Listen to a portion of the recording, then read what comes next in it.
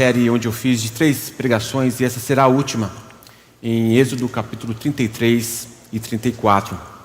Na primeira eu preguei sobre a nossa necessidade da comunhão com Deus. A segunda sobre a nossa necessidade de ver a glória de Deus. E hoje nós vamos ver a nossa necessidade de adorar ao Senhor, como resultado da visão que temos da sua glória.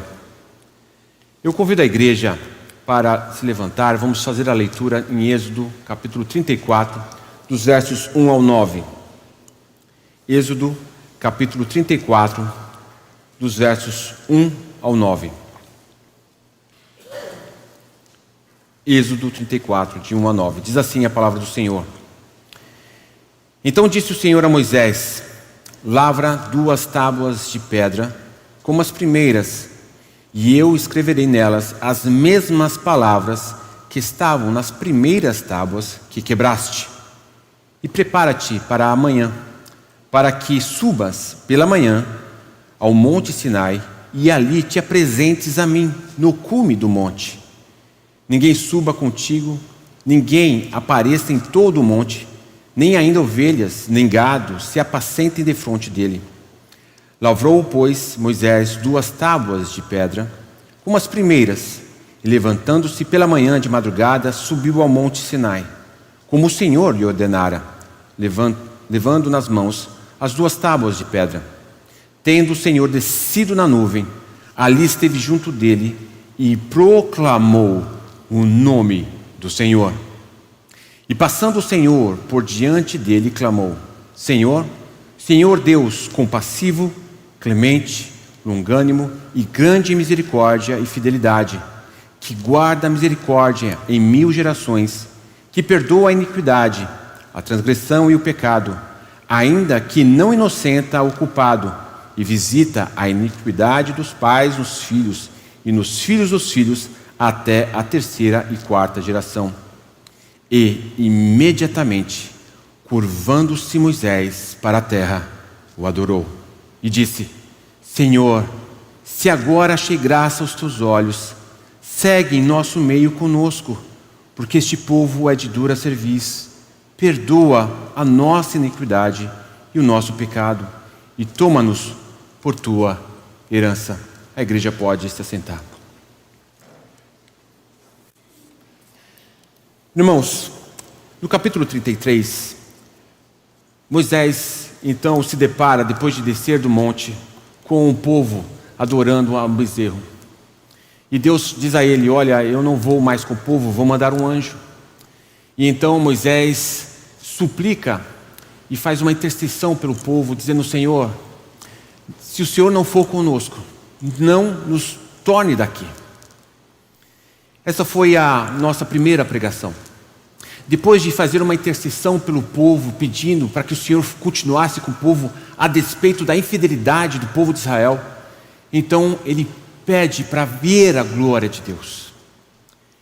E é nesse instante que Deus responde positivamente a Moisés, dizendo que sim, ele então passaria toda a bondade, colocaria Moisés numa fenda junto a uma rocha, colocaria sua mão, passaria e então revelaria a sua glória, e a sua glória está relacionado ao nome do Senhor. Esses foram esse é o resumo introdutório das 2 pregações em que eu fiz a respeito de ter a comunhão e de ver a glória de Deus. E na última pregação do domingo de manhã, no último domingo, eu disse que o Senhor nos leva, o Senhor nos chama, nos regenera, e o seu propósito é que vejamos a sua glória. E é isso que Jesus ora na oração sacerdotal em João capítulo 17, pedindo ao Senhor: Senhor, que eles vejam a minha glória. Esse é o desejo do Senhor, e é essa oração que Jesus faz em João capítulo 17. E naquele momento eu disse que existem situações em que o Senhor vai colocar você num estreito, num lugarzinho onde você não tem onde ir, aonde recorrer, para que então naquele momento você possa ver a glória de Deus.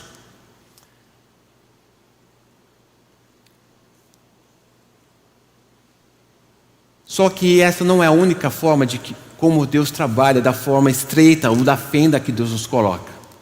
A outra forma que eu gostaria de mostrar hoje, em Êxodo capítulo 34, é a beleza da amplitude do estreito em que Deus nos coloca. Porque é a rocha em que Deus diz a Moisés: olha, esta rocha, eu te colocarei sobre a rocha. Essa rocha, nós vimos depois lá com Pedro, que Jesus revelando, diz: sobre esta rocha edificarei a minha igreja, mencionando a respeito de si mesmo, da verdade a respeito de Cristo. Ele é a rocha.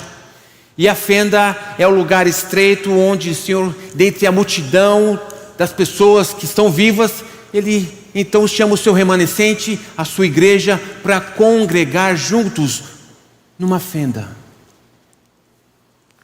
Hoje você se encontra numa fenda. Você poderia estar em qualquer outro lugar, seguindo o seu coração, o seu desejo, mas o Senhor te trouxe aqui, na fenda de poucos, mediante não sei quantos bilhões, 7 ou 8 bilhões, a pequena fenda. Você está hoje para poder ver a glória de Deus na sua palavra.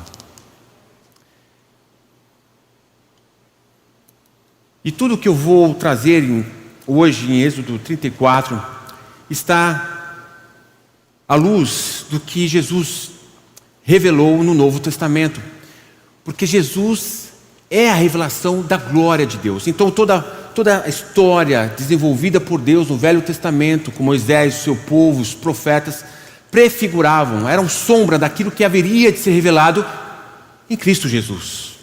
E é por isso que vai falar em Hebreus a respeito de Cristo 1:3, que diz assim: Ele que é o resplendor da glória e a expressão exata do seu ser. Em Colossenses 1:15-16 diz a respeito de Cristo: Ele é a imagem do Deus invisível, o primogênito de toda a criação, pois nele foram criadas todas as coisas, nos céus e na terra, as visíveis e invisíveis, sejam tronos, sejam soberanias, qualquer principados, quer potestades, tudo foi criado por meio dele e para ele. Então por que a igreja está na fenda? Porque somente a igreja pode ver a glória de Deus em Cristo Jesus.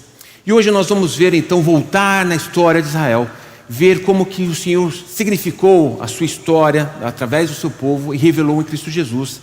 Então toda a minha leitura no capítulo 34 vai ser feita a respeito do que nós já temos revelado em Cristo Jesus. Então gostaria de ler com os irmãos novamente os versos 1-5, que diz assim: Então disse o Senhor Deus a Moisés: lavra 2 tábuas de pedra, como as primeiras, e eu escreverei nelas as mesmas palavras que estavam nas primeiras tábuas que quebraste. E prepara-te para amanhã, para que subas pela manhã ao monte Sinai, e ali te apresentes a mim no cume do monte. Ninguém suba contigo, ninguém apareça em todo o monte, nem ainda ovelhas, nem gado, se apacente defronte dele. Lavrou, pois, Moisés 2 tábuas de pedra, como as primeiras, e levantando-se pela manhã de madrugada, subiu ao monte Sinai, como o Senhor lhe ordenara. Levando nas mãos as 2 tábuas de pedra, tendo o Senhor descido na nuvem ali junto dele, e proclamou o nome do Senhor. Meus irmãos, eu quero me deter especificamente hoje no próximo versículo que eu vou ler, no versículo 6, a respeito da glória de Deus. Isso vai nos demandar um pouco de tempo, mas eu queria ressaltar nesses 5 primeiros versículos algumas figuras que está aqui no Velho Testamento e que é profetizado durante a história da igreja, e eu quero que você entenda de qual forma o estreito do qual hoje nós estamos, no sentido da fenda, do lugar secreto, do lugar separado para Deus, como esse lugar que é uma fenda pode se tornar um lugar espaçoso para aqueles que entendem os desígnios de Deus. A primeira figura que eu gostaria de chamar nesses primeiros versículos é a respeito da forma como Deus faz com que Moisés tenha as 2 tábuas e escreve com o seu dedo a lei nas tábuas. Bem, ali Deus estava estabelecendo uma aliança das obras com Moisés, e era externa ao homem, estava nas tábuas. Moisés mesmo, quando desce do monte da primeira vez, ele quebra, prefigurando então que quando a lei de Deus está externa a nós, quando está numa prática da qual depende do nosso esforço, nós quebraremos.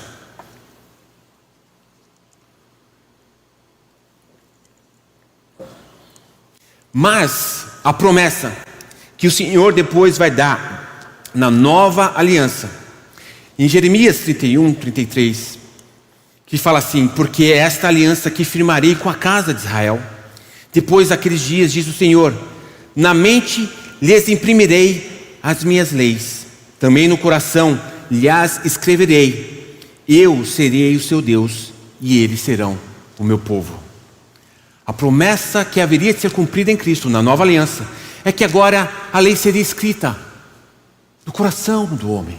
E o coração é uma figura que implica a interioridade do seu ser, seu pensamento, suas emoções, sua vontade. Isso faria parte, é o que é um novo nascimento. A palavra faz parte de você. A palavra faz vida, encarnada no seu espírito, de tal forma que você tenha a vida do Espírito pela palavra, pela regeneração do Espírito Santo de Deus. Mas nós vamos ver que Deus traz uma condição para Moisés. Ele fala para Moisés: Moisés, prepara-te para que subas e ninguém suba contigo. Ora, irmãos, todo aquele que é chamado, que é regenerado por Cristo Jesus, é nascido de novo. O propósito de Deus, os desígnios de Deus, é que você cresça no conhecimento e na graça do conhecimento de Deus, dele mesmo. E essa oração que nós vemos em Efésios, em Colossenses, Filipenses, essa oração de Paulo pela igreja. Esse é o desígnio que Deus tem para você, que você conheça o seu Senhor. Não de uma forma mecânica, não uma forma litúrgica ou teológica, mas que você tenha um conhecimento íntimo com o Senhor. Só que isso requer um preparo, não é de qualquer forma. Você não está entrando na presença de um presidente, de um juiz, você está participando da vida do Criador dos céus e da terra. Então, por isso, aqui a figura que Deus estipula para Moisés é uma preparação. E o cristão que negligencia a ordem que Deus estabelece para ele, ele se debate com a vida. Ele murmura, ele reclama situações, ele não entende, ele não discerne. Por que, Senhor, isso? Ele chora, ele clama, ele vê tudo difícil. Senhor, por que? Eu não entendo, até quando? Mas ele nunca se coloca na posição de ver a glória de Deus. Então a vida do cristão parece ser às vezes uma penúria, uma dificuldade imensa, quando não deveria ser.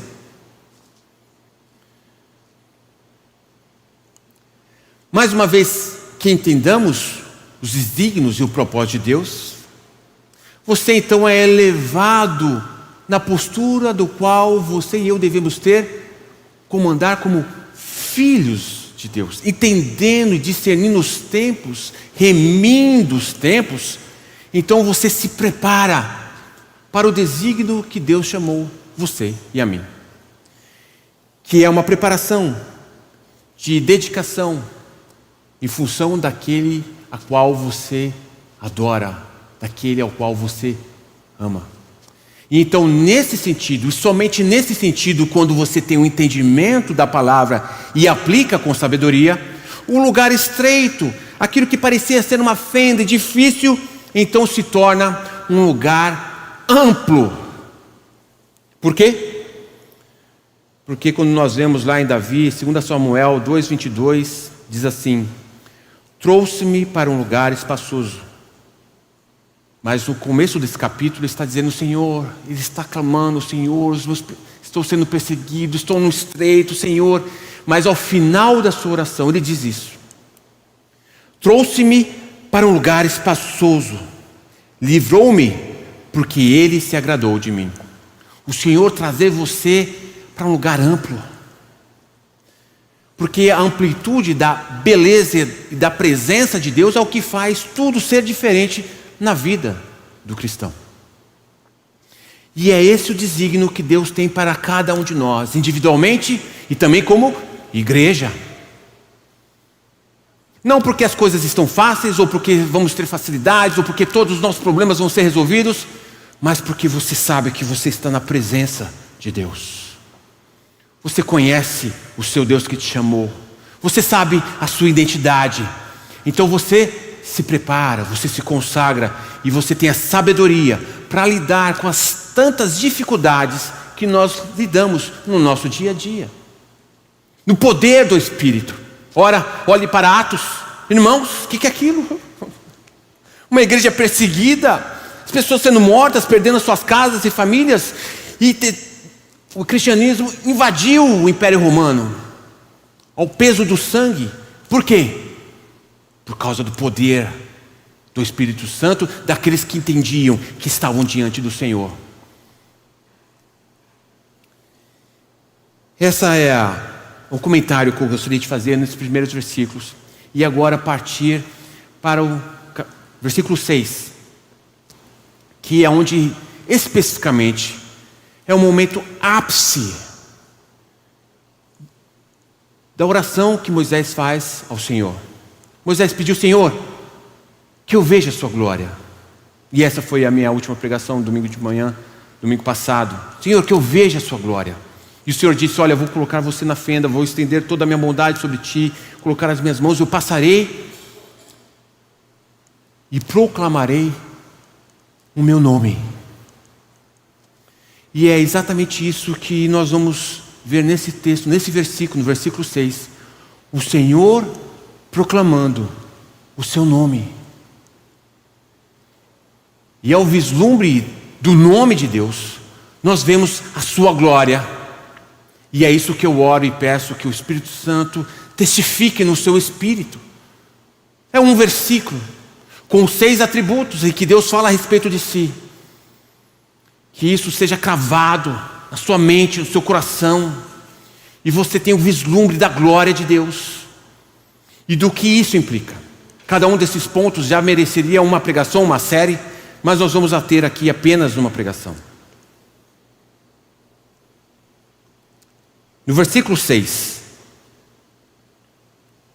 diz assim: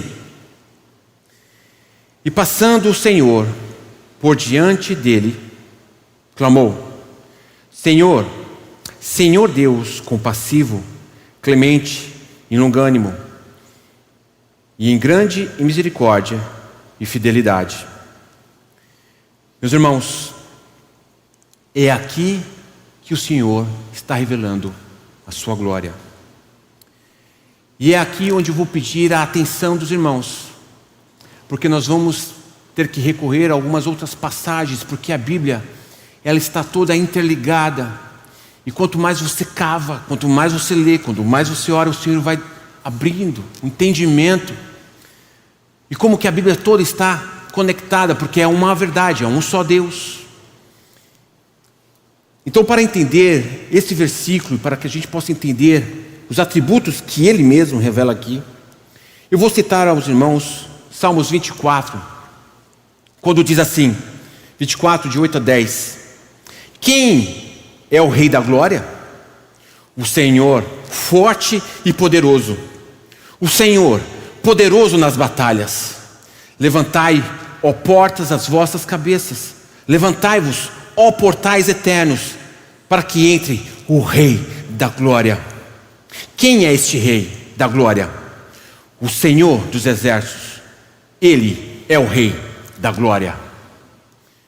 Então o Senhor está revelando a sua glória. Ele, o Senhor, é o Senhor da glória, o Senhor dos exércitos. E quando nós falamos a respeito da glória de Deus, que Ele é o Rei, nós imediatamente vamos ver que o Senhor demonstra isso figuradamente através do seu trono. E hoje nós vamos ver um pouquinho a respeito do trono, para poder entender as características da sua glória, da sua majestade, que estão implícitos aqui nesse versículo 6. E para isso, nós vamos então trabalhar um pouquinho no versículo 6. Por favor, coloquem para nós, porque nós precisamos fazer algumas revisões desse versículo, para que a gente possa entender a beleza que nós vamos então estudar nesta noite a respeito do trono e da glória de Deus. Êxodo 34, 6, por favor. Projeta para nós. E o Senhor, passando por diante dele, clamou: Senhor, Senhor Deus, compassivo, clemente e longânimo, e grande em misericórdia e fidelidade. Para esse versículo aí, por favor. Irmãos, a unidade de Deus, da glória de Deus, é uma unidade que existe vários atributos que, na sua perfeita glória, é uma coisa só. Então, quando você fala de ser compassivo, ser clemente, ser longânimo, misericordioso, fiel, tudo isso engloba a unidade de Deus. E quando a Bíblia é traduzida, muitas vezes existe a palavra que no hebraico, no original, está relacionado ao amor, mas é traduzido como misericórdia, às vezes como graça. Às vezes a palavra que seria clemente é traduzido como compassivo, e ele tem essas trocas na tradução. E por vezes, quando a gente vai ler a Bíblia, a gente não consegue, no português, ver essa beleza, porque Deus é específico e claro e detalhista em cada uma das suas palavras na Bíblia. Então, estou dizendo isso para explicar que a melhor tradução e mais precisa desse versículo é a seguinte: Senhor, Senhor Deus, compassivo, lê-se misericordioso. A palavra no original é misericórdia, mas também tem na misericórdia ser compassivo, por isso que é traduzido assim, mas precisamente é misericórdia. Compassivo é ser misericordioso. Clemente é a palavra em hebraico graça. Então Deus é cheio de, é um Deus de misericórdia e graça. Longânimo, nós vamos ver um detalhe dessa palavra longânimo em minutos. E o que fala grande em misericórdia, no original é uma palavra que fala grande em amor. O amor de Deus é nessa palavra, grande misericórdia, a precisão. A tradução precisa seria o amor de Deus. E a fidelidade é a fidelidade mesmo. Nós vamos ver cada uma delas e a beleza e o que isso implica no vislumbre da glória de Deus. Então, dado essa introdução a respeito disso, então nós temos misericórdia, graça, longanimidade, amor e fidelidade. Tá bom? Muito bem. Agora vamos para o versículo Salmos 89, versículo 14. Projeta para mim, por favor. Nós vamos ver então a respeito do trono de Deus. O Senhor é o Rei da Glória e Ele tem um trono. E nesse trono a Bíblia deixa claro qual que é a estrutura desse trono. E nós vamos ver então ali duas palavras que nós vamos fazer uma revisão também. Justiça e direito nesse versículo 89, 14, onde diz: justiça e direito são o fundamento do teu trono, graça e verdade te precedem. Ora, justiça, na palavra, no original, significa retidão de Deus, ou seja, aquilo que Deus é perfeito, é Ele que estipula o certo e o errado, é a perfeição de Deus, é a retidão de Deus. E o direito é o que é traduzido como justiça, é o exercício da retidão. O direito que está escrito ali no versículo é o exercício da retidão, que é a justiça. Então Deus é reto, justo, perfeito, e quando Ele exerce o seu governo, é a justiça de Deus, que é uma palavra específica. Então, o versículo seria: retidão e justiça são o fundamento do teu trono. E agora entra o detalhe do porquê que eu falei do versículo 6, que graça nesse versículo, na verdade, é o amor do versículo 6 que nós vimos. Amor e verdade. Então, meus irmãos, aqui nós vemos qual que é a disposição do trono de Deus, da majestade e da glória de Deus. Existem duas divisões, que é a retidão de Deus, sua perfeição, a sua glória mostrada na perfeição da glória da sua retidão, que também se faz na justiça, e o amor de Deus. A glória de Deus são alinhadas nesses dois princípios, a retidão de Deus e o amor. São essas duas coisas. São as duas coisas em que o trono de Deus está estruturado. Mas percebam que ele fala o seguinte: a justiça e o direito ali, que é a retidão e a justiça, é como Deus governa. Nós vamos ver isso em detalhe em minutos. É o governo de Deus. Mas fala que o amor e a verdade precedem.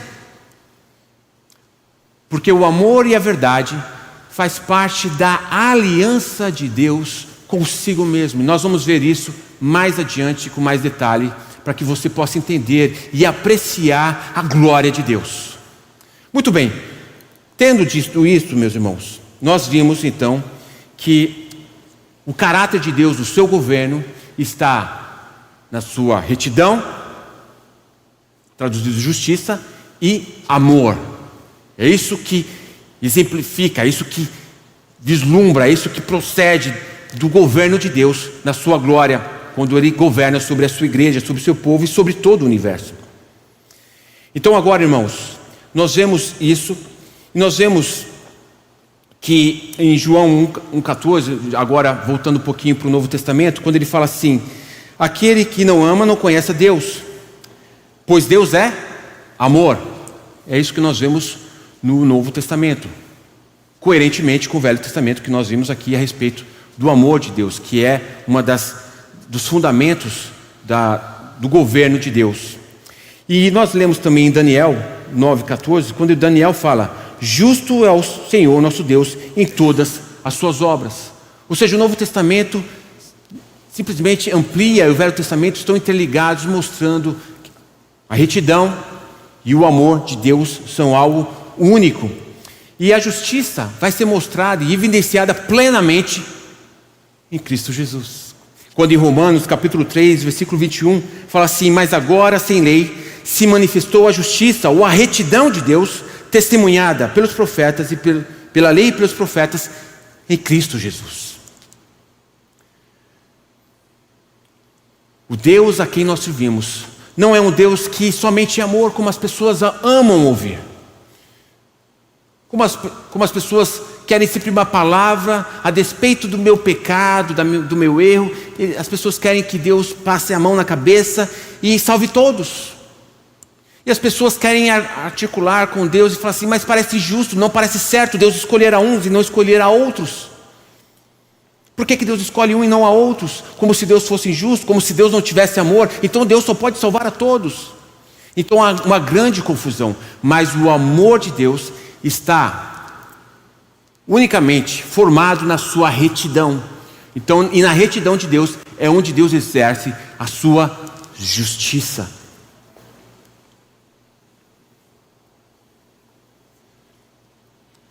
Então nós vamos voltar agora para Êxodo 34, versículo 6. Havendo dito isso, nós vamos então passar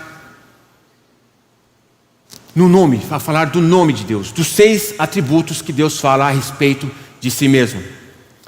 Então o Senhor fala assim no original: o Senhor proclamou. No original, ao invés de dizer Senhor, Senhor, né, vai dizer o Senhor proclamou. E a primeira coisa que ele fala é o seu próprio nome, Senhor, Yahweh, ou Javé, ou Jeová, como algumas transliterações fazem no português. Quando ele se apresenta para falar a respeito do seu nome, ele fala Yahweh, que em outras palavras significa Senhor. Que em outras palavras, no vislumbre do Velho Testamento, Deus está dizendo para Moisés a mesma coisa que ele havia dito quando ele chamou Moisés no capítulo 3 de Êxodo: eu sou o que sou. O Senhor disse a respeito de si mesmo o seu nome, Yahweh, significando dizer que Ele é o Senhor. E da onde que eu posso afirmar isso para os irmãos? Meus irmãos, quando Deus cria os céus e a terra, capítulo 1 de Gênesis, capítulo 2, no 7º dia, Deus descansou. E diz assim, Gênesis 2:2: e havendo Deus terminado no 7º dia a sua obra que fizera, descansou nesse dia de toda a sua obra que tinha feito. Ora, Deus estava cansado depois de 6 longos dias, que alguns dizem que é milênios, ou por causa de tamanha obra que Deus fez. Estaria Deus cansado de tanta obra que Ele fez na criação do universo e da terra? Não, Deus não estava cansado, porque Ele é todo poderoso. Então o que significa esse descanso? O descanso de Deus significa o seu governo sobre toda a sua criação. E é nisso que eu gostaria de exemplificar para os irmãos. Vou colocar aqui essa cadeira.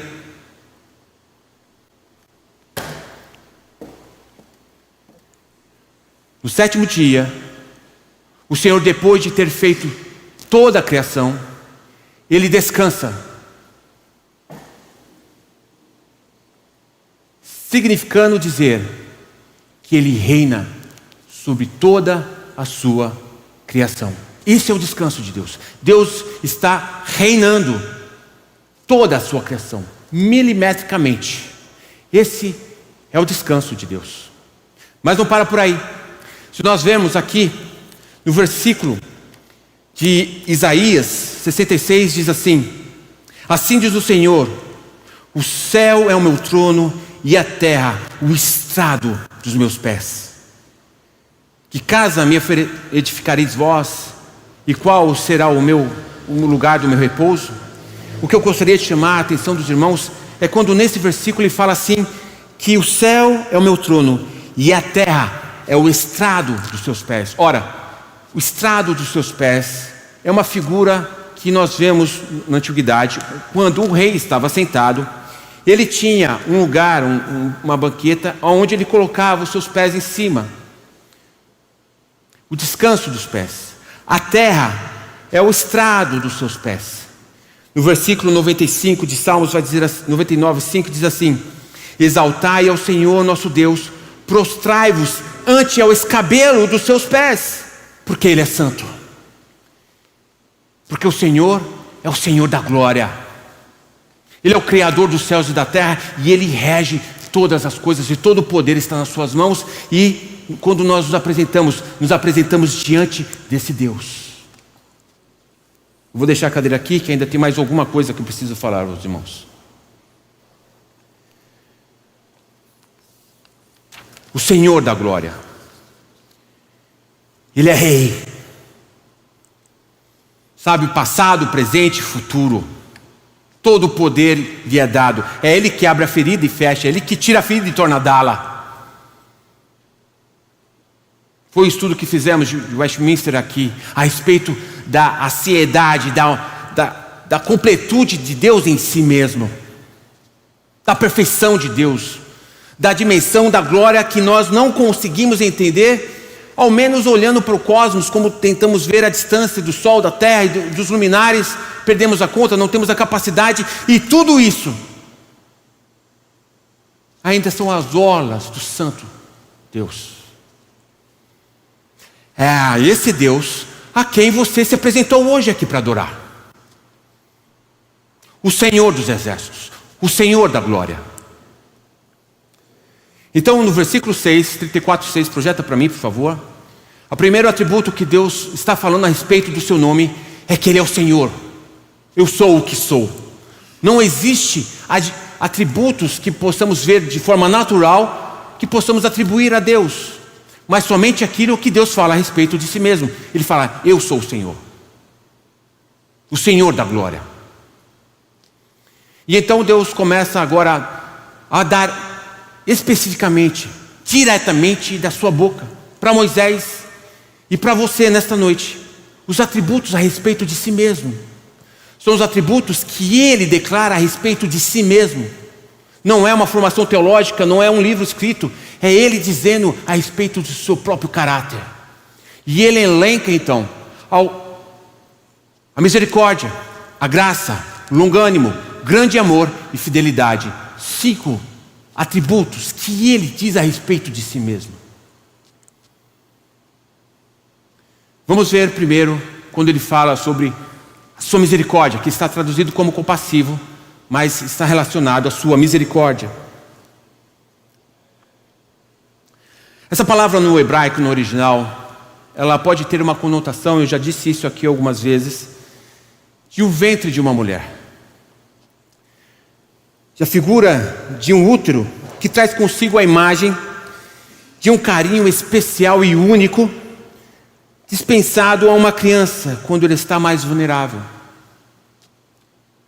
A misericórdia de Deus, que é estendida aos seus eleitos, é quando você e eu somos regenerados ou gerados pelo Espírito Santo e pela palavra.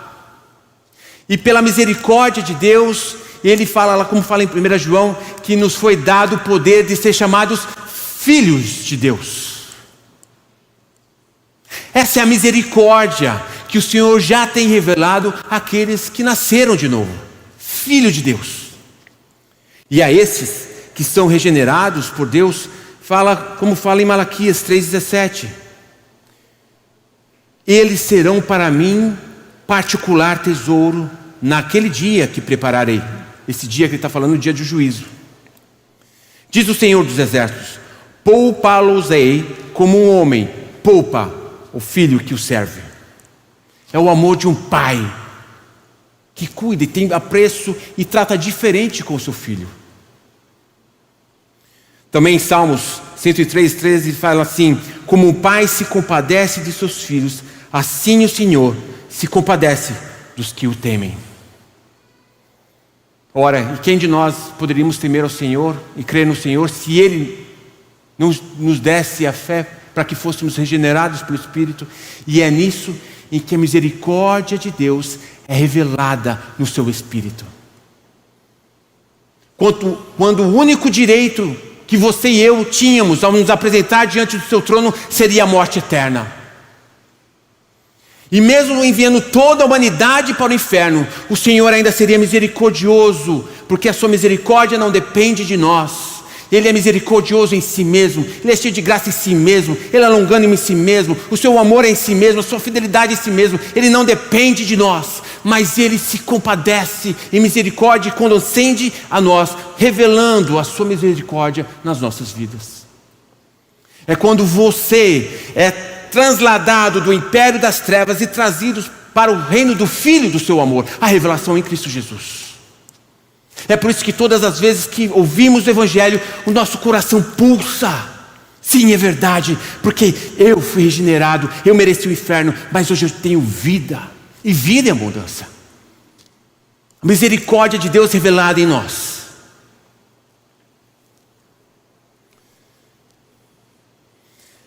E essa misericórdia não é pontual, mas é contínua.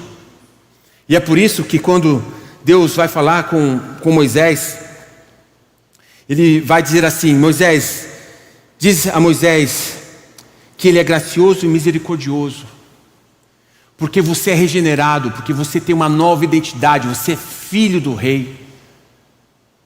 A graça de Deus continuará, abundará em sua vida, pela misericórdia que já foi revelado, continuamente. Quem nos separará do amor de Cristo? Nada. O que é isso? A misericórdia revelada em graça, porque agora a graça está sobre nós. Por isso, de Efésios 1:3, bendito Deus e Pai de nosso Senhor Jesus Cristo, que nos abençoou com todas as sortes e bênçãos espirituais nas regiões celestiais em Cristo Jesus. A graça está sobre a nossa vida, como razão, como resultado da misericórdia de Deus.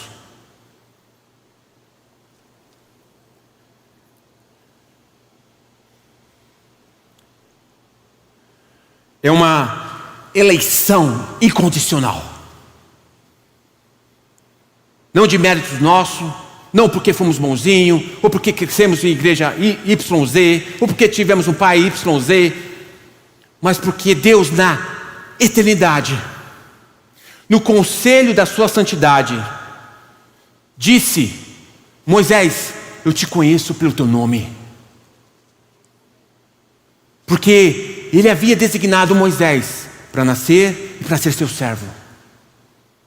Da mesma forma que na eternidade, antes da fundação do mundo, Ele te conhecia. E é por isso que na oração que antecede aqui 33, Ele diz para Moisés: Moisés, eu te conheço o teu nome. Você é meu filho. Eu te chamei. É uma misericórdia incondicional e um favor incondicional. Por quê? Por causa da cruz, da obra de Cristo na cruz. É motivo de pular e engrandecer ao Senhor Jesus. Mas então nós vemos a sequência lógica da misericórdia vai então para o segundo. Nós lemos ali compassivo, mas agora clemente, que na verdade no original é a graça de Deus. A graça de Deus. Ora, para exemplificar a graça, às vezes a gente ouve síntese ou resumo do que significa a misericórdia, a graça. A misericórdia é não te dar aquilo que você merece. Então eu e você merecemos o inferno. Então não dar o que nós merecemos é Deus não nos deixar ir para o inferno. Seria misericórdia. Ou a graça, te dar aquilo que você não merece. Não é isso? Algumas vezes ouvimos isso. É uma simplificação, mas há muito mais por trás disso tudo. Porque a graça de Deus não é somente aquilo que Ele faz por você, é aquilo que Ele é. Ou então, quando você, crente, adorando ao Senhor, dizendo, eu sou um adorador, quando então você diz, obrigado Senhor pela minha casa, pela minha família, pelos meus bens, você está realizado, então você fala assim, o Senhor tem tido graça na minha vida. Mas e quando Ele fizer como o irmão que fez o hino, Se Paz a Mais Doce, que perdeu 3 filhas num acidente terrível? Quando os mártires, no princípio da igreja, foram mártires e mortos por causa que confessavam que Jesus era o Senhor, Deus não era gracioso naquele momento? Quando os cristãos estavam sofrendo e perdiam os seus bens? Ou quando você está numa tribulação que você não entende, você está sofrendo, Deus não é gracioso? Então a graça de Deus não é aquilo que Ele te dá. A graça de Deus é aquilo que Ele é. E o que Ele faz com o propósito de ser glorificado em você e em mim, revelando a sua graça. Então, para entendermos a graça de Deus de uma outra forma, eu vou usar aqui a figura de Esther. Lembra Esther? Estava lá sendo mulher do rei, e então existe um complô, um levante para que os judeus fossem mortos. Então o seu tio manda lhe dizer que entrasse na presença do rei e suplicasse a graça, o favor do rei. E essa palavra suplicar o favor é derivado da palavra graça. Então graça, que é o caráter, é o atributo de Deus, e súplica é a atitude de entrar diante do rei num pedido de oração, com um pedido. Então vai dizer assim lá em Esther: também lhe deu o translado do decreto escrito que se publicara em Susã para os destruir, os judeus, para que mostrasse a Esther e se fizesse saber, a fim que fosse ter com o rei e lhe pedisse favor na presença e suplicasse graça pelo povo dela, que é a palavra clemente, que é a palavra graça. Então a Esther vai responder, vai dizer assim: todos os servos do rei e o povo das províncias do rei sabem que, para qualquer homem ou mulher que, sem ser chamado, entrar no pátio interior para avistar-se com o rei, não há senão uma sentença, a de morte, exceto ou salvo que, se o rei estender para ele o cetro de ouro para que viva. E eu, nesses 30 dias, fui chamada para, não fui chamada para entrar na presença do rei. Ora, o contexto de Esther era que Vasti foi chamada e não foi. Ela já estava com o rei persa, Medo-Persa, e ela não havia sido chamada por 30 dias. Então ela poderia, da mesma forma que Vasti deixou de ir à presença, se ela entrar na presença sem ser chamada, e já havia 30 dias, se ele não estendesse o cetro, ela então morreria. E é onde que eu queria demonstrar para os irmãos o que é a graça na sua vida. Está o Senhor assentado no seu trono que tem os fundamentos de retidão e justiça. Ele que é o Senhor, Ele que é cheio de amor, e você se apresenta sem ser chamado na presença do rei, mas você tem a misericórdia, você é chamado filho. E quando você se apresenta na presença do rei, na presença do Senhor, Ele pega o seu cetro e levanta em seu favor. Por isso que nas promessas de Deus Ele fala em Coríntios: porque nas promessas de Deus nós temos o sim e o amém.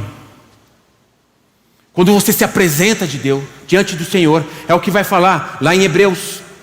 Em Hebreus vai dizer assim, Hebreus 4:16: tendo, pois, a Jesus, o Filho de Deus, como o grande sumo sacerdote que penetrou os céus, conservemos firmes a nossa confissão, porque não temos sumo sacerdote que não se compadeça das nossas fraquezas. Antes, foi ele tentado em todas as coisas, a nossa semelhança, mas sem pecado. Acheguemo-nos, portanto, confiadamente, junto ao trono da graça, a fim de recebermos misericórdia e acharmos graça para o socorro em ocasião oportuna. Esse é o tesouro insondável de Cristo Jesus que está na sua vida. De você se apresentar diante do Rei, sabendo quem você é e quem Ele é, e o favor que está estendido sobre a sua vida. E que os seus pedidos serão atendidos, sim, e o amém, à medida que você o conhece, e você sabe o que orar. Para ilustrar isso, uma vez, eu estava no Detran, em São Paulo, e eu perdi minha carta, vergonhosamente, para minha vergonha, por causa de tantas multas, uma indústria querendo já justificar o meu pecado, multa, indústria de multas, mas mesmo assim errado, perdi minha carteira. Fui no Detran conversar, e o rapaz me colocou na longa fila e me fez esperar. E disse para mim, eu não posso te devolver, porque tinham retirado a minha habilitação. Mas logo em seguida chegou um advogado. E o rapaz disse a mesma coisa para ele.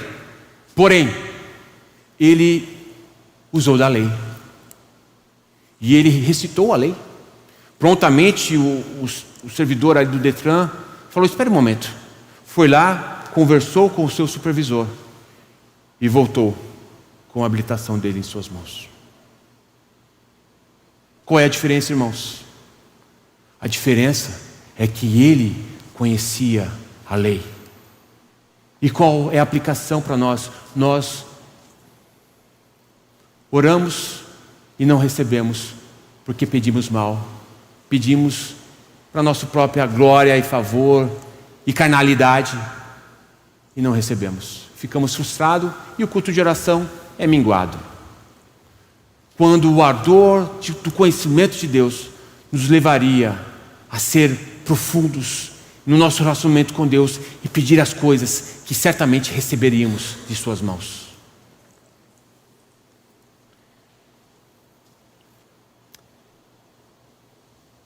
O grande foco hoje da graça está no que se recebe, não é?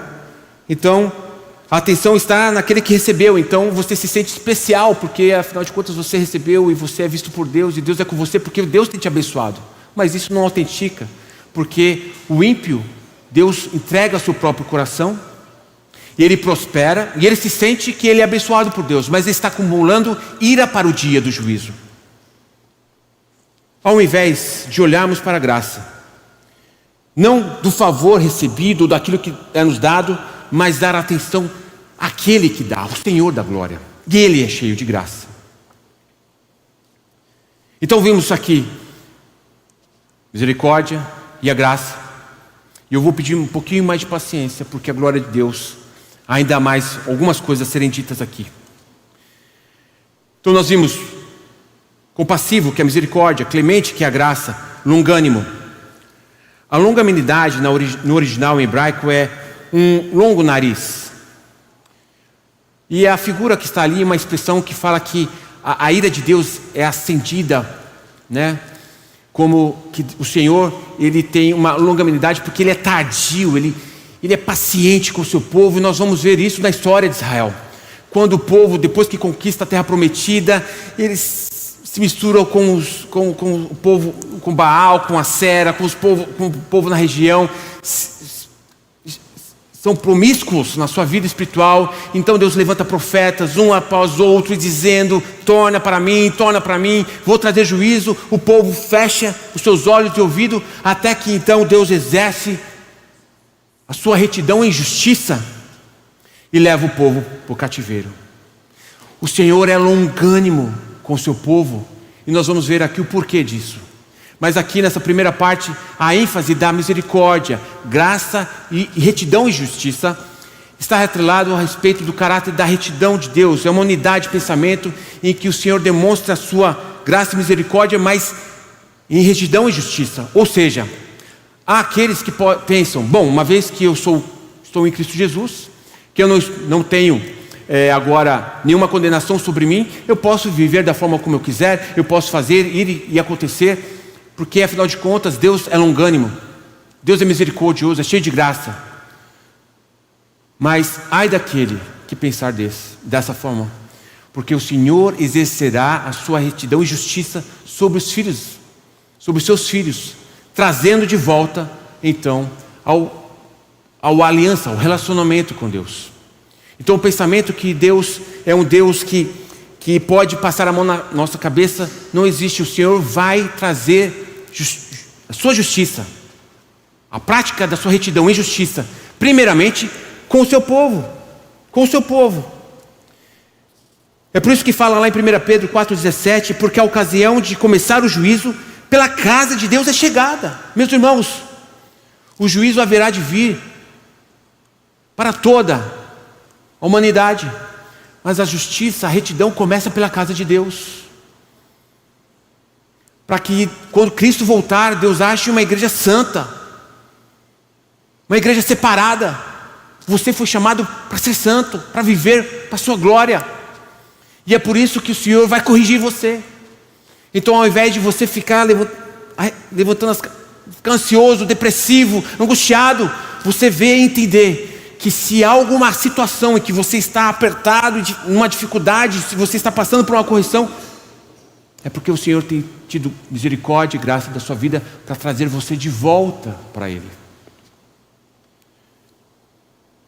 Nós muitas vezes ficamos irados por causa de frustrações com pessoas, o orgulho de outras pessoas, a injustiça, a falta de respeito, mas Deus não se afeta por nenhuma das nossas coisas erradas, no sentido como se Deus tivesse uma parte emocional e Ele fica irado simplesmente porque nós o frustramos.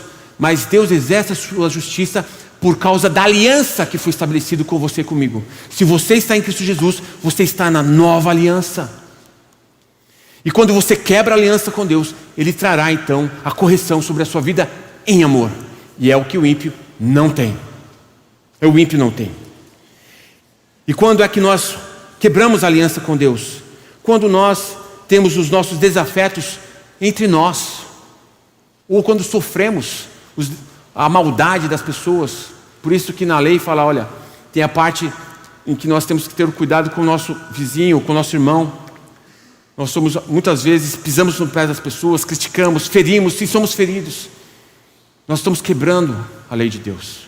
E também quando nós quebramos o mandamento no sentido do próprio Deus, da relação que Deus nos chamou, nós depois agimos como se Deus não fosse o nosso Senhor, fosse somente o nosso amuleto e pudéssemos viver a nossa vida a nosso bel prazer. Então despriorizamos Deus e passamos a viver a nossa própria vida, como se o Evangelho fosse simplesmente o domingo e depois eu vivo da forma como eu quiser. Mas não é assim a justiça de Deus. Deus trabalha na sua justiça e retidão, porque Ele é um Deus santo. E tudo isso agora por causa, em paralelo, do seu amor. E é onde que nós vamos agora, depois de ver misericordioso, graça e longânimo, a grande misericórdia ali, que é o grande amor de Deus. Esse amor de Deus não é o amor que está voltado para nós. O amor de Deus é em si mesmo. Ele ama a si mesmo. Ele é perfeito em si mesmo. Ele não precisa de ser um Deus de amor dependendo de nós. Ele é em si mesmo, perfeito e cheio de glória. O amor que Ele tem é a respeito de si mesmo. Aí você diz assim, mas Sérgio, isso é um amor egoísta? Ora, é o que as Escrituras dizem. Em Ezequiel 20:14 vai dizer assim: o que fiz, porém, foi por amor ao meu nome, para que não fosse profanado diante das nações pelas quais Israel o fiz sair. Ainda em Ezequiel 36:21, mas tive compaixão do meu santo nome, que a casa de Israel profanou entre as nações. Ezequiel 36, 22. Diz, portanto, a casa de Israel: assim diz o Senhor Deus, não é por amor de vós que eu faço isso, ó casa de Israel, mas pelo meu santo nome que profanaste entre as nações para onde fostes. O amor que Deus tem é a respeito de si mesmo, do seu santo conselho da Trindade, dos seus desígnios eternos pelo qual Ele estabeleceu e irá cumprir. E Ele fará acontecer por causa do seu santo nome, e não por causa que nós somos amados. O centro do Evangelho está em Cristo e na própria Trindade, e não em nós. Nós somos servos e escravos da justiça. E aprove a Deus compadecer e condescender e nos amar em Cristo Jesus. Então o amor de Deus, essa palavra específica em todo o Velho Testamento, está relacionado ao caráter de Deus em fazer cumprir os seus desígnios eternos na aliança que Ele estabeleceu e desenvolveu em todo o Velho Testamento. É Ele o centro. E é por isso que mesmo quando somos infiéis, Ele permanece fiel. Que vem o próximo ponto aqui, da fidelidade. E quando nós entendemos o amor de Deus a respeito da sua palavra, do seu conselho, da sua santidade, justiça, então nossa mente se abre para ver e entender como que o Senhor estende esse amor a nós. Salmos 25:10, se puder projetar. Salmos 25:10 diz assim: todas as veredas do Senhor são misericórdia e verdade para os que guardam a sua aliança e os seus testemunhos. Ora, esse versículo aí, quando fala misericórdia, é o amor lá que acabei de citar, do grande amor de Deus. Então todas as veredas são amor e verdade. Essa verdade é a fidelidade, do versículo 6. Todas as veredas de Deus para os servos de Deus é amor e fidelidade. Para quem? Para aqueles que guardam a sua aliança. O amor de Deus são os caminhos de Deus para a sua vida. Salmos 147, 17. 147, 11. Desculpa, projeta para mim, por favor. Agrada-te o Senhor dos que o temem e dos que esperam em sua misericórdia. Novamente, essa misericórdia é o amor. Então a gente poderia dizer: tem prazer o Senhor dos que o temem, dos que esperam no seu amor. O Senhor não está a respeito de mim. Senhor, como eu sou cuidadinho, estou aqui, o Senhor não me responde, mas eu vou adorar. Eu sou pobrezinho, as luzes se fecham, as lágrimas caem, Pai, eu vou adorar. Não, Senhor, pelo amor do teu santo nome, ouve a minha oração. Eu espero, Senhor, no caráter das promessas que o Senhor tem dito no Velho Testamento, que os meus filhos serão teus. E vou agir de acordo com a promessa. Vou esperar de acordo com a promessa. Porque tudo vai dizer para você: não dá, não pode, como é que você vai conseguir? E você então se estende na palavra de Deus e fala assim: ainda que o exército me cerque, ainda que uma cidade estivesse cercada, contudo, uma coisa pedi e a buscarei: que eu possa estar na casa do Senhor. Porque é lá que eu contemplo o quê? O amor de Deus, o seu caráter, Ele não muda. Então a sua oração não está pautada no seu sofrimento, na sua obra: Senhor, eu tenho sido fiel, eu tenho sido dizimista. Não, Senhor, a obra que foi feita em Cristo Jesus, das promessas que o Senhor já autenticou em Cristo Jesus, o Espírito foi derramado. Senhor, me faça ser um homem, Pai, quebrantado. Me faça ser um homem que chora. Me faça ser um homem manso. Me faça ser um homem e mulher que tenha fome e sede de justiça, que seja pacificador, que seja puro de coração, que se alegra quando é perseguido, porque esses são os que estão no lugar amplo, estão felizes, estão satisfeitos de testemunhar o amor de Deus. Os olhos de Deus estão sobre estes. Então, ao invés de querermos sinal, o Senhor, me dá um sinal, Senhor, me dá uma bênção, e você ficar ali feliz. Então, se Deus mandar o anjo, você fala: beleza, Senhor, o Senhor me dá na terra prometida que manda leite e mel, Senhor, está ótimo. E é onde que nós vimos no último domingo que esse Se você está preocupado com as coisas dessa vida, quão miserável é este homem. Porque a sua riqueza está no Senhor, nele mesmo. Não posso me estender mais. Fidelidade, volta para Êxodo 34, 6, por favor. Próxima qualidade é a fidelidade de Deus. Fidelidade de Deus significa a expressão de Deus na sua palavra, nos seus decretos. É algo que é imutável, não muda. Você pode confiar plenamente, porque Ele é fiel, não a mim primeiramente. Ai, Senhor, como o Senhor é fiel a mim. Não, Ele é fiel a si mesmo. A fidelidade de Deus é a respeito da sua própria glória, e não da sua realização. Sim, mas Deus condescende, Deus é fiel a mim. Sim, mas não em função de mim, em função da sua própria glória. Todo o evangelho hoje tem sido transformado sutilmente, irmãos, do evangelho humanizado. É você, a sua vitória, você é o centro. Tudo está pautado em você. Não. Todo o evangelho, toda a glória de Deus revelada em Cristo Jesus é para que o nome dele seja glorificado. E quando eu e você entendemos isso, nós vamos ter a mesma reação que Moisés teve. Versículo 34, 8, que diz assim: e imediatamente, curvando Moisés para a terra, o adorou. Adorar ao Senhor por aquilo que Ele é, aquilo que Ele já tem revelado em Cristo Jesus, e que eu sou testemunha viva, porque eu fui regenerado, trazido das trevas para o reino do Filho do seu amor. Tenho o Espírito Santo, Ele me consola, Ele me conforta, Ele me corrige, Ele fala pela palavra, ministra no meu espírito a palavra de Deus. Eu tenho paz, eu tenho alegria, eu sou testemunha viva desse evangelho. Então eu o adoro, e eu quero a glória dele. Eu vou desgastar a minha vida, que é passageira, para a glória dele. A prioridade da minha vida é a glória dele.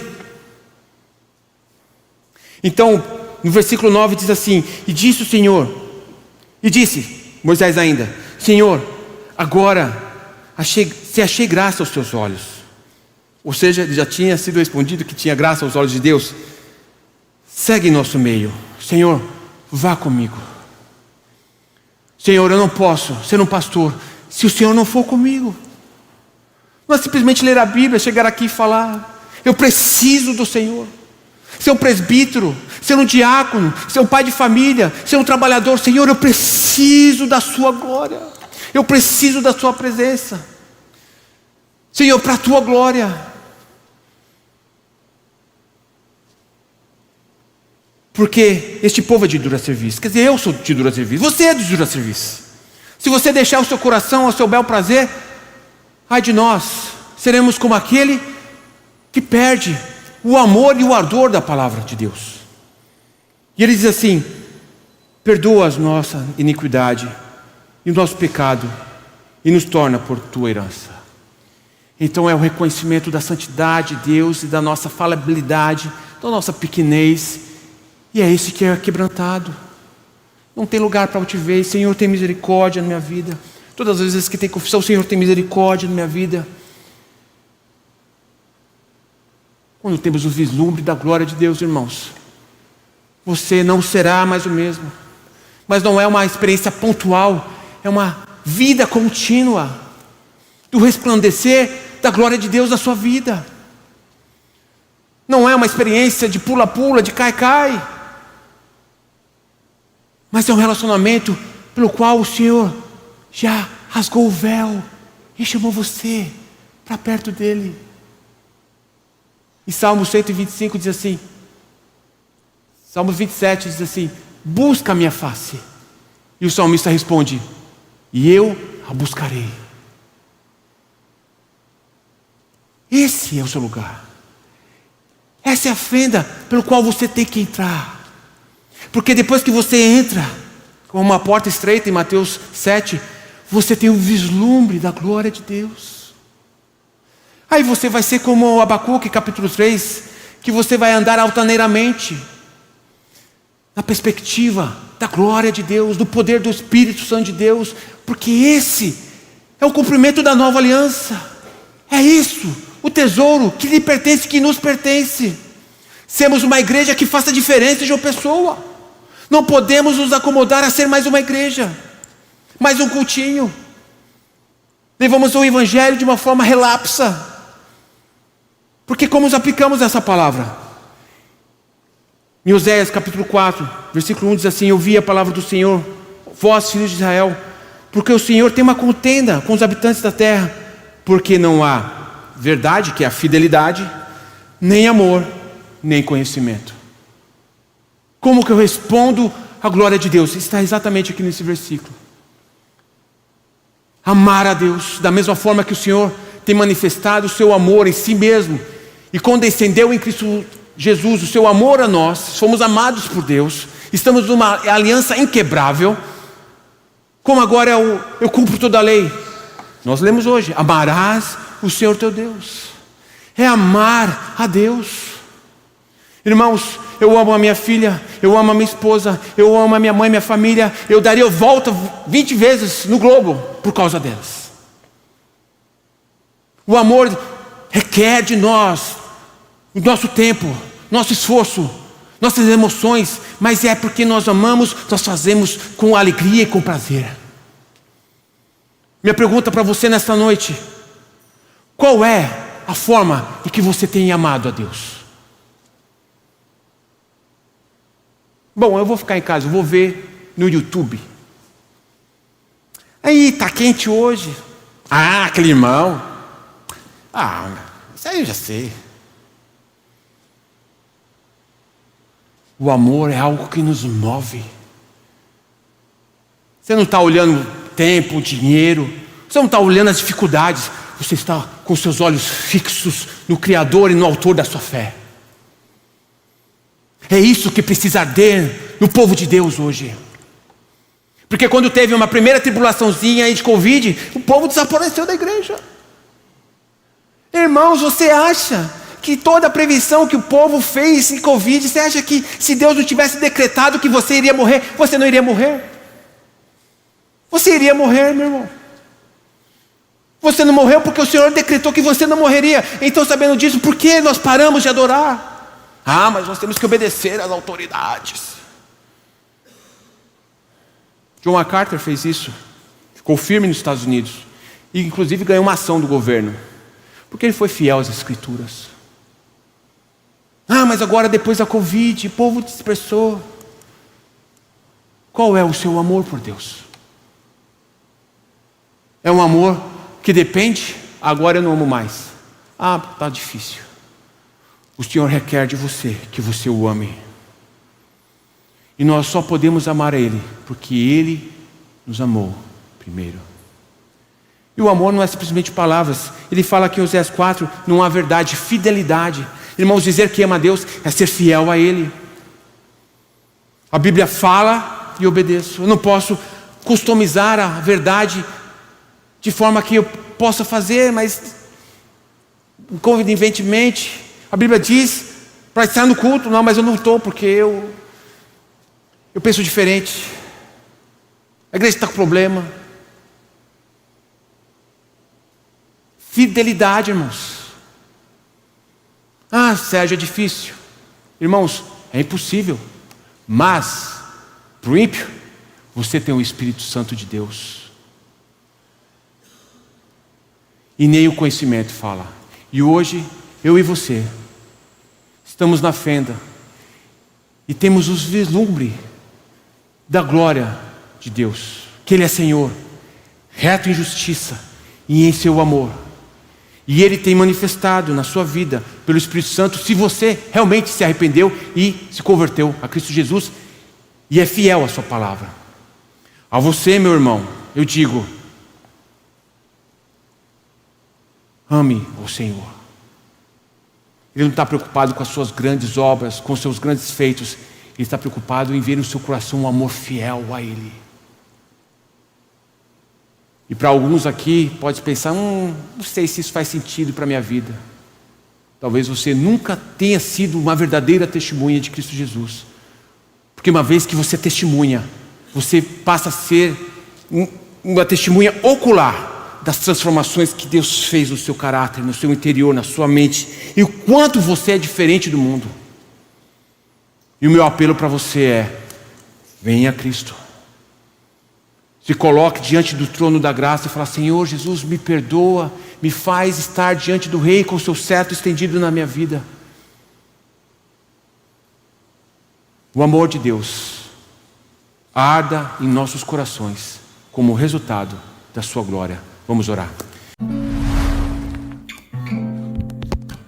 Me faz ouvir a tua voz, atender ao teu chamar, ver tua palavra em mim, mudando meu viver.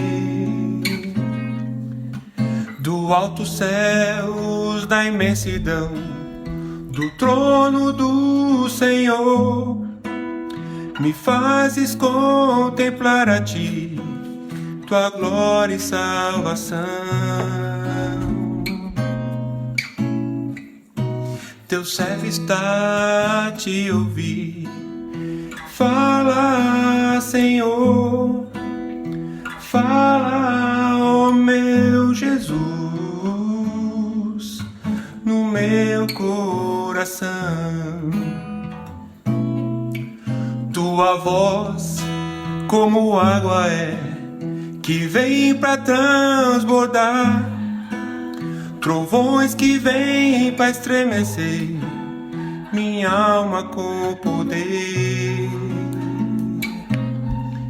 No deserto ribeiros faz, o vaso tu quebrantas, o abatido tu levantas. Tu és Senhor. Teu servo está a te ouvir. Fala, Senhor, fala, ó meu Jesus, no meu coração.